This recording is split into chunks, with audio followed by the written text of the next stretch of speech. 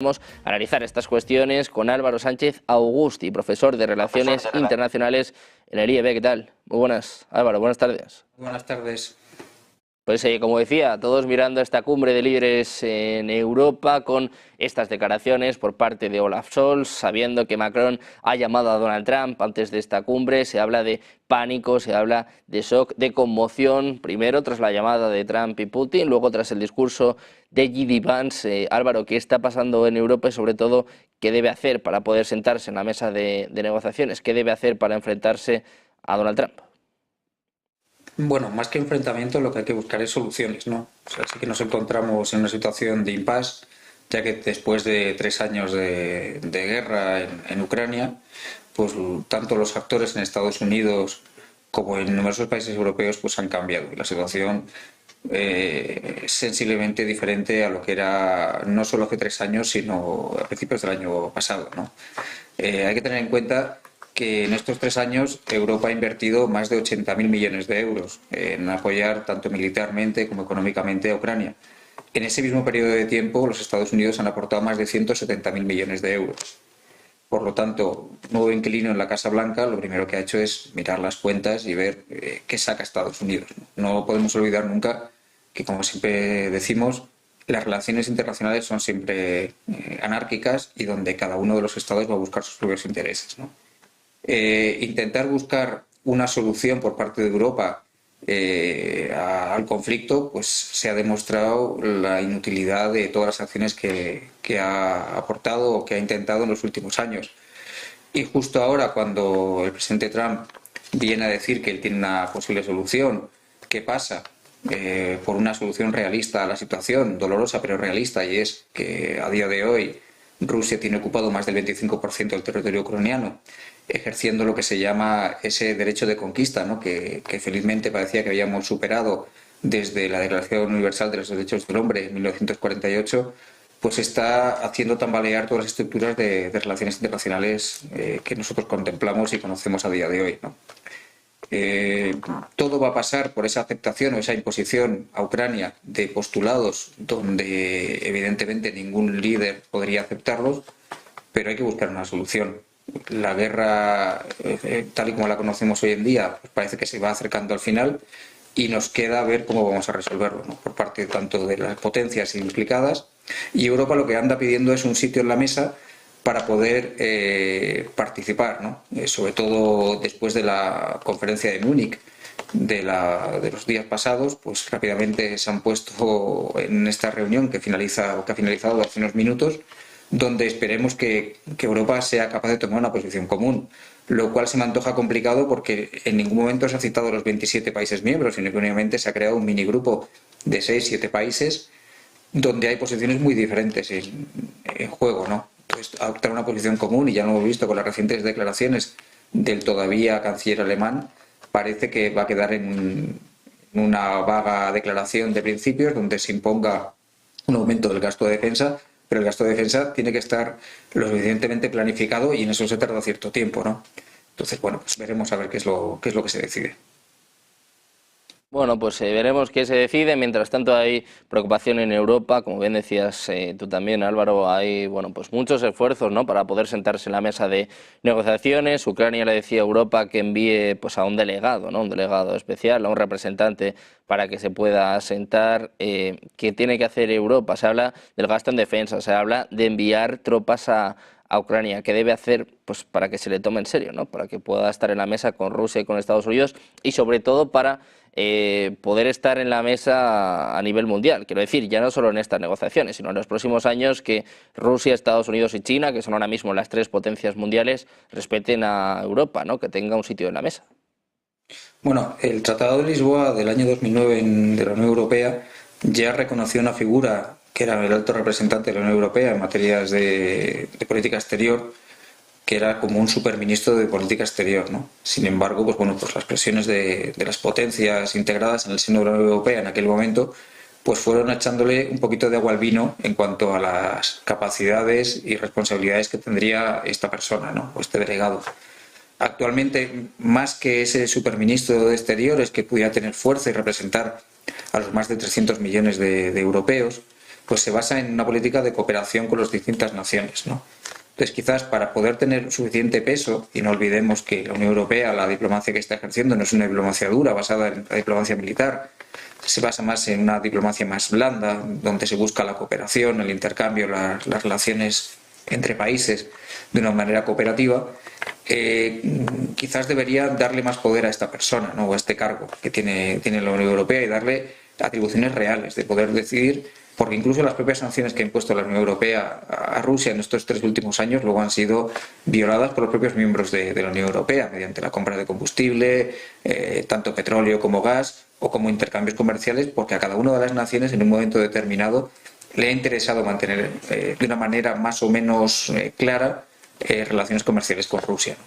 Pues, todo pasa por potenciar el papel de este alto representante de la Unión Europea, y donde las decisiones que se tome, al margen del aumentar el gasto en defensa que nos está pidiendo como parte de la Alianza Atlántica los Estados Unidos, que a día de hoy pues no todos los países lo están cumpliendo, se habla ya de objetivos en torno al 3,5%, Polonia está gastando cerca del 4%, mientras que en el caso de España está en el 1,29%.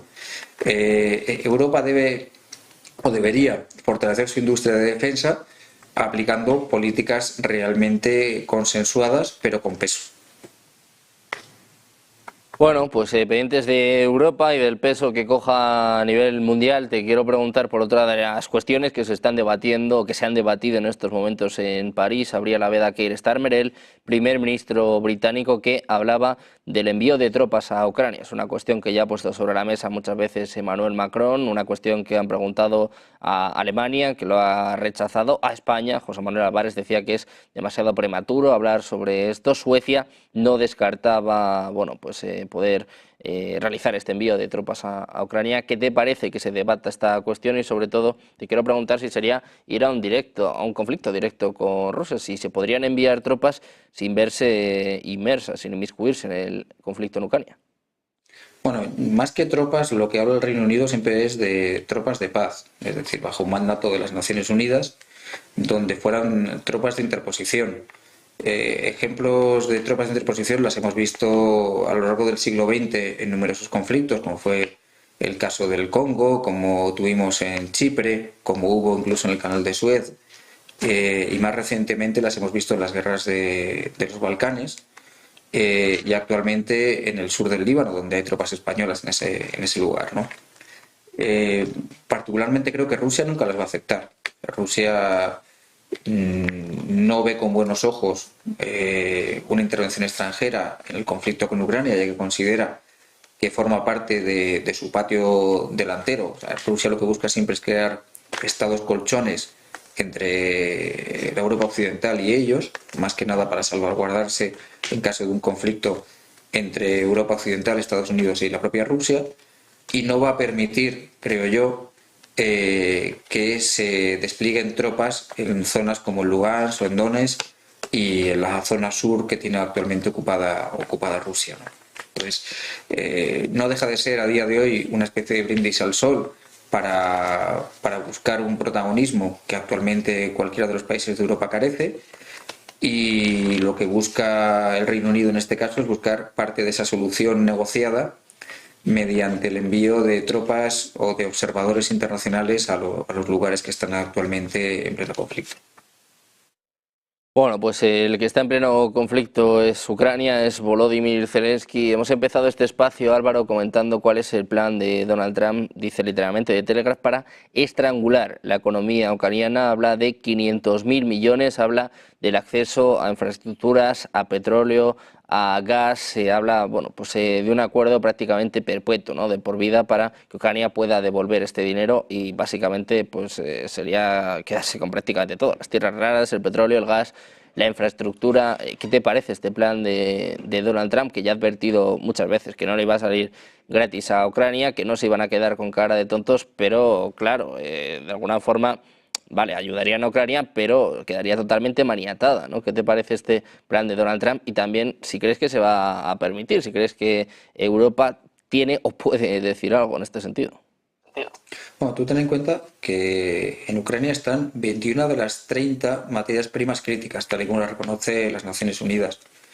y que solamente en un territorio que es el 0,4% de la superficie mundial alberga el 5% de las tierras raras que hay actualmente en el mundo.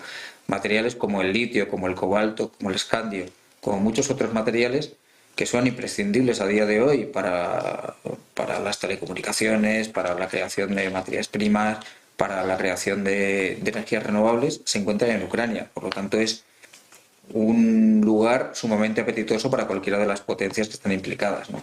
Solo en la zona de Lugansk, con el Donetsk, pues es donde se encuentran una de las mayores reservas de litio que hay en Ucrania. Por lo tanto, lo que busca el presidente Trump mediante estas declaraciones es asegurarse que toda la inversión que ha venido realizando los Estados Unidos en ayuda desde el año 2022 pueda rentabilizarla de alguna manera. Desde el punto de vista si será viable o no, pues como todo lo que nos tiene acostumbrado el presidente Trump, todo es posible. Por lo menos es el hombre de los grandes titulares, el hombre de publicar y republicar con una opinión contraria a lo largo del día sobre un mismo tema. Y respecto a la pregunta que hacía sobre si Europa va a permitirlo ahora, bueno, pues vemos como Europa no está en disposición de imponer nada, pero no solo a los Estados Unidos, sino que difícilmente podrá hacerlo con Rusia en este sentido. Bueno, pues en este sentido precisamente miramos a Rusia. Mañana se espera esta primera conversación con Estados Unidos en Riad, con la asistencia de Lavrov, de Marco Rubio, también de los enviados especiales, del asesor presidencial ruso Yuri Usakov.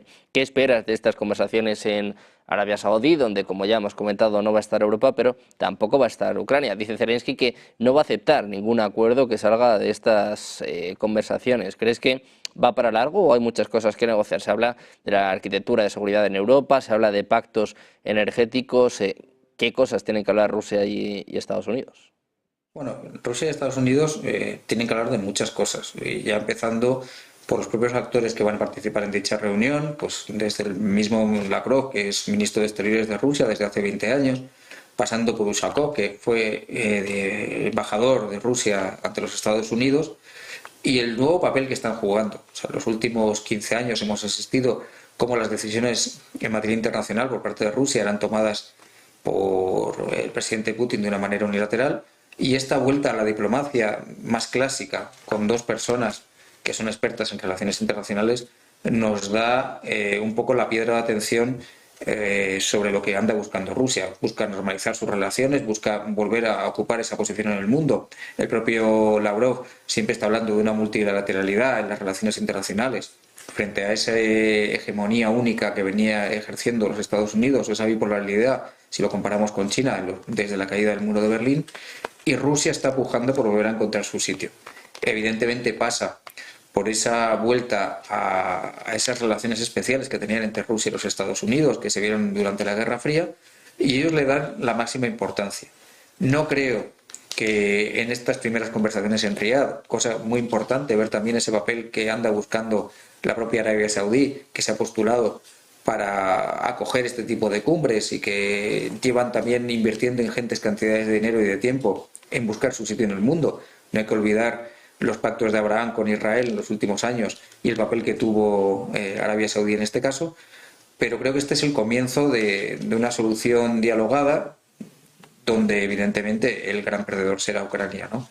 Se impone una realpolitik en esta situación que no es la deseada por Ucrania ni creo que por la gran mayoría de las personas que nos escuchan, pero que evidentemente es un camino hacia una paz basada en un derecho de conquista. Zelensky, porque Álvaro, estábamos comentando que, bueno, dice que no aceptará ningún acuerdo si Ucrania no está sentada en esta mesa. Ya ha reconocido él mismo que mañana no va a estar presente en estas conversaciones entre Rusia y Estados Unidos. Vemos cada vez más presión por parte de Donald Trump con estos acuerdos que no quiso firmar, por cierto, el pasado sábado. ¿Hasta dónde puede resistir Zelensky? Mientras tanto los Estados Unidos, mayoritariamente, como la Unión Europea, sigan aportando fondos, material y soporte diplomático a su causa. En el momento en el que cualquiera de los dos actores, y mayoritariamente los Estados Unidos, le corten el grifo, pues difícilmente podrá soportar las embestidas del ejército ruso. Esa carta de negociación que tiene actualmente Donald Trump la va a ejercer hasta el final sin ningún lugar a dudas. De hecho, el propio Zelensky va a estar en Arabia Saudí en los próximos días, aunque haya dicho que él oficialmente no va a participar en esas conversaciones porque sería darle carta de naturaleza a esa paz que se le van a imponer, pero tiene muy mala solución desde mi punto de vista. Desde lo que pase con Ucrania, de estas conversaciones en Riad, de las declaraciones de los líderes europeos en esta cumbre de París. Álvaro, muchísimas gracias por estar con nosotros, un placer tenerte por aquí. Muchas gracias. Buenas tardes.